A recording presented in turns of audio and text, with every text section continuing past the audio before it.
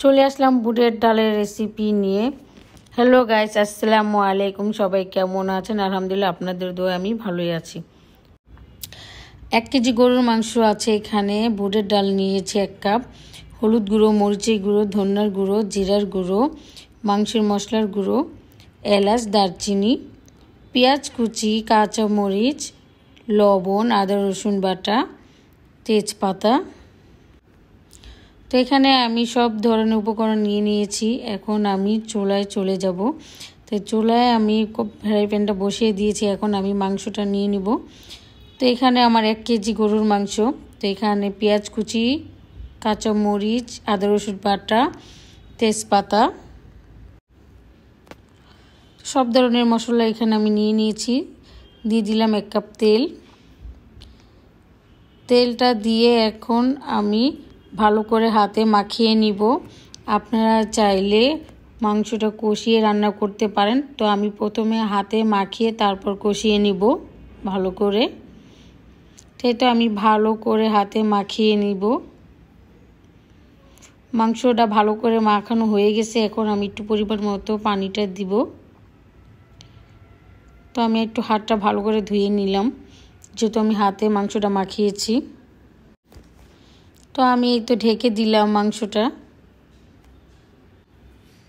তো চুলাটা এখন ধরিয়ে দিব আমি। তো কিছুক্ষণ পর চলে আসলাম। মাংসটা এই তো আমার চুলায় বসানো হয়ে গেছে।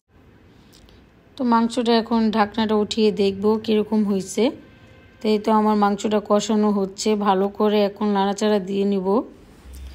তো মাংসটা ভালো করে আমার কষানো হয়ে গেছে, দেখতেই পাচ্ছেন মাংসর কালারটা। এখন আমি বুটের ডালটা দিয়ে দিব। বুটের ডালটা দেওয়ার পর আমি ভালো করে কষিয়ে নিব। ভালো করে একটু নাড়াচাড়াও দিয়ে নিব।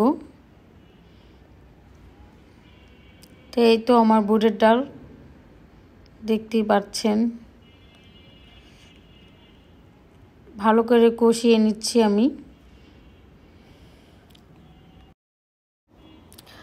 তো আপনারা চাইলে এটা রুটি বা ভাতের সাথে খেতে পারেন। সকালে নাস্তার সাথে রুটি খেতে পারেন, ভালোই লাগবে খেতে। তো আমরা তো প্রায় মাঝে মাঝে রান্না করে এইভাবে খাই। দিয়ে দিব এখন পানি পরিমাণ মতো, যাতে আমার ডালটা সিদ্ধ হয়ে যায়, মাংসটাও যেন সিদ্ধ হয়।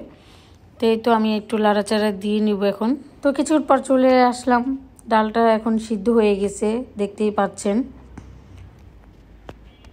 তো কিছুক্ষণের জন্য ঢেকে দিছিলাম। তো এখন আবার চলে আসলাম। এখন একটু ভালো করে নাড়াচাড়া দিয়ে নিব। দিয়ে দিব ভাজা জিরার গুঁড়ো। ভাজা জিরার গুঁড়োটা দিলে তরকারিটা খেতে খুবই ভালো লাগে আর গ্রানটা অনেক সুন্দর হয়। তাই তো আমার গরুর মাংস বুটের ডাল রেসিপি হয়ে গেছে। সুন্দর গ্রান বের হয়েছে আমার তরকারির। এতে তরকারিটা হয়ে গেছে, দেখছেন। তা আপনারা চাইলে একবার ট্রাই করে দেখতে পারেন আমার এই রেসিপিটা। এটা আপনার রুটি, ভাত, যে কোনো খাবার ইয়ার সাথে খেতে পারেন, খেতে খুবই দারুণ লাগবে। তো আল্লাহ হাফেজ, সবাই ভালো থাকবেন আর আমাদের জন্য দোয়া করবেন।